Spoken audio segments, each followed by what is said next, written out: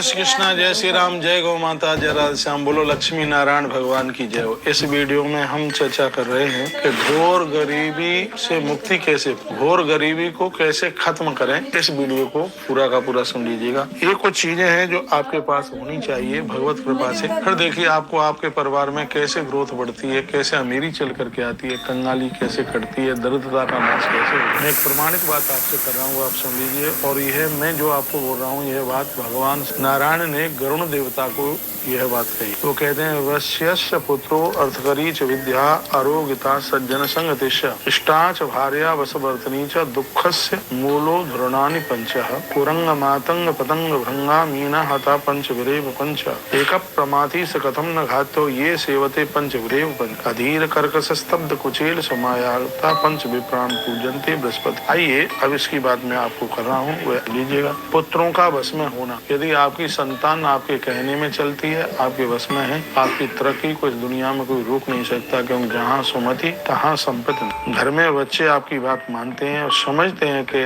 आप पिता हैं, चाचा हैं, ताऊ हैं, उन बच्चों के अंदर ये इज्जत है, तो आप समझ लीजिएगा कि धन आपसे बिल्कुल दूर जाएगा ही नहीं। और ये तरक्की का एक कारण है पुत्रों का वश में होना। अगली बात बताई गई है अर्थदायिनी विद्या प्राप्त। धन कैसे कमाया जाता है, यह जानकारी आपको होनी चाहिए। अर्थकरी च विद्या, ये जानकारी होनी चाहिए कि किसको पैसा देना है, किसको नहीं देना। बहुत बार लोग इतने घाटे में हो जाते हैं, मामा आ जाए, फूफा आ जाए, ये आ जाए, वो आ जाए, और आप कहते हैं कि हम नहीं देंगे तो हमारी इज्जत खराब हो जाए। और आप वो पैसा जो दे देते हैं वो कभी लौट करके भी नहीं आता।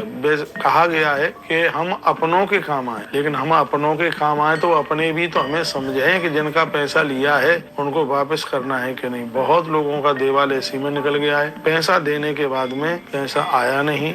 अर्थदायिनी विद्या यानी यह भी जानकारी होनी चाहिए कहाँ पैसा लगाने पर घाटा, कहाँ पैसा लगाने पर प्रॉफिट है, ये तो पता लग ही जाता है। तो देखिए घोर गरीबी का नाश होगा। अगला सूत्र जो कहा जा रहा है वो ये है काम करने की चाहत, काम करने का उत्साह। आप जितने उत्साह के साथ में आप काम करेंगे, समझ लिए उतनी ही बरकत, उतनी ही बेटा तरक्की तुम्हारे पास में होगी। जो भी कोई काम करते हो उसमें उत्साह होना चाहिए। बिना उत्साह के तो कोई भी काम सफल होता ही नहीं है। ग्रंथ मेरे सामने रखा है और उसी में से है मैं आपको चर्चा कर रहा हूँ कि काम करने में उत्साह होना। ये लगे कि परमात्मा ने मुझे सेवा दी है, ईश्वर ने मुझे काम दिया है और यही बात समझ करके वह काम करें। और मैं कहता हूँ, कई बार मैंने कहा आप ऑफिस जा रहे हैं, दफ्तर जा रहे हैं, तो ऐसे लगे कि आप 4 धाम की यात्रा करने के लिए जा रहे हैं। मंदिर में भी आप जाते हैं तो पैसा मांगते हैं, तो आपका कारोबार भी तो आपको पैसा ही तो देता। तो इतनी खुशी, इतनी प्रसन्नता के साथ जाइए, देखिए कितनी बरकत आपकी होती है। गरीबी का कैसे नाश हो। तो उत्साहित होकर के जाइए, प्रसन्न होकर के जाइए और भगवान को यही भी धन्यवाद कीजिए, प्रभु तुम्हारी कितनी बड़ी कृपा है कि इस काम के योग्य आपने मुझे समझा, तब आपने मुझे नौकरी। ईश्वर का बिल्कुल धन्यवाद कीजिएगा। और अगली बात है इसमें, वो है निरोगी काया। शरीर का बहुत बड़ा फर्क पड़ता है। लिखा है आरोग्यता सज्जन संगतिश।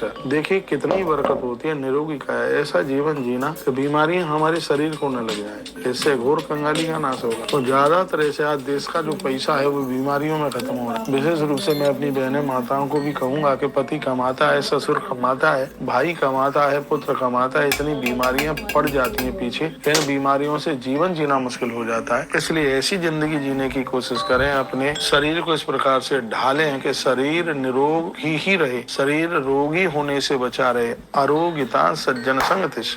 बरकत होने का एक प्रमुख लक्षण कारण ये भी है कि शरीर की आरोग्यता होनी चाहिए, यानी निरोगता होनी चाहिए, कोई भी बीमारी ना हो। बीमारियां अपनी लापरवाही से होती है, खान पान ठीक नहीं होता, सोने जागने का समय ठीक नहीं होता, तो यह बीमारियां बिल्कुल चल करके आ जाती हैं। इसलिए अपनी निरोगता का पूरा ख्याल रखिए, क्या खाना है, क्या नहीं खाना, कहाँ जाना है, कहाँ नहीं जाना, इन सब बातों का ध्यान रखिए। यह भी एक बरकत का। फिर आप कहते हैं दुकान नहीं चलती, फिर आप कहते हैं ऑफिस नहीं चलता, उसके लिए कुछ ये बातें हैं, इनको ध्यान में रखिए। आप स्वस्थ होंगे तो काम करने में भी तो मन लगेगा। और अगली बात कह रहा हूँ, मन का स्वस्थ रहना। शरीर स्वस्थ होगा तो मन भी स्वस्थ होगा। मन के हारे हार है, मन के जीते जीत। यदि मन उत्साहित नहीं है, कोई भी काम करने में बिल्कुल इच्छा ही नहीं होगी, इसलिए मन को तंदुरुस्त रखना ये बहुत ज्यादा जरूरी है। मन तंदुरुस्त रहेगा, अच्छी किताबें पढ़े, अच्छा साहित्य पढ़ने, मन तंदुरुस्त रहेगा। नींद पूरी होने से मन तंदुरुस्त रहेगा, और जिसका मन तंदुरुस्त है उसकी तरक्की कौन रोक सकता है भैया? दुश्मन उसको जीत नहीं सकता भैया, तूफान भी उसका कुछ न बिगाड़े जिसका मन तंदुरुस्त हो। मन तंदुरुस्त के लिए सत्संग चाहिए, अच्छा स्वाध्याय चाहिए, अच्छी कथाएं चाहिए। भोर में सूर्य दर्शन कीजिएगा, थोड़ा बहुत टहलिए, ये मन की खुराक है। और जिसका मन उत्साहित है भैया बहुत बड़ी ग्रोथ पकड़ता है, वो बहुत बड़ी तरक्की करता है। भगवान नारायण ने ये बातें गरुण देव को ये बातें बोली हैं, और वो है मैं आपको निवेदन कर रहा हूँ। और अगली बात बताई जा रही है वो है सज्जनों का साथ, सज्जन संग तिष्ठा, महापुरुषों का साथ, अच्छे लोगों का साथ, अच्छे मित्रों का साथ कीजिए जो चरित्रवान, ठग नहीं है, किसी को लूटते नहीं। ऐसे लोगों के विचार हमें बड़ी ग्रोथ दे देते हैं, हमारी बहुत तरक्की कर देते हैं। तो ऐसे लोगों का आप साथ कीजिएगा, फिर आप देखिए आप दिन दूना रात्रि चौगुने के रूप में बढ़ते हैं। सज्जनों का साथ, गोस्वामी तुलसीदास जी ने तो यहाँ तक कह दिया, बर भल वास नरक करिताता, दुष्ट संग जन दे विधाता। भगवान नरक दे देना, लेकिन गलत व्यक्ति का संग मत देना, क्योंकि गलत व्यक्ति का संग पा करके ये हलोक और परलोक दोनों के दोनों बिगड़ जाते हैं। आचार्य चाणक्य ने भी बड़ी सुंदर बात कही, सकटम पंचहस्तेन दस हस्तेन वाजिनाम और हस्ती सत हस्तेन देश त्यागेन दुर्जनम।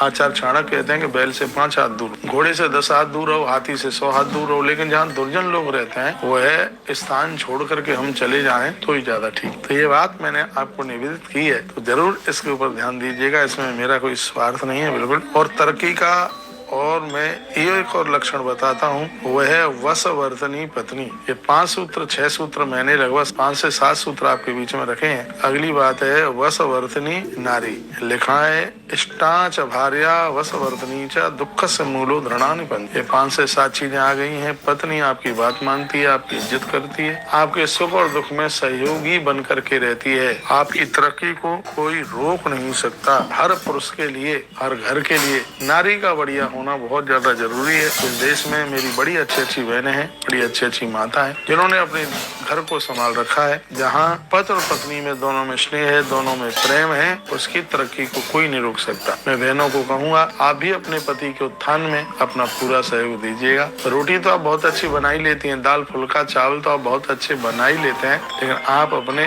बच्चों को भी बनाइए, आप अपने घर को बनाइए। मैं बहुत बार कहता हूँ माताओं के बिना घर सज नहीं सकता, माताओं के बिना घर बन नहीं सकता। माँ शक्ति ही तो ऐसी है जो देव को घर में ला करके उतार देती है, जो देवता को घर में उतार देती है, वही तो देवती है भाई, वही देवती है। तो जो देवती बने उसके घर में कपिल ना आए, ऐसा कैसे हो जाएगा? तो उसके लिए आपको देवती बनने की।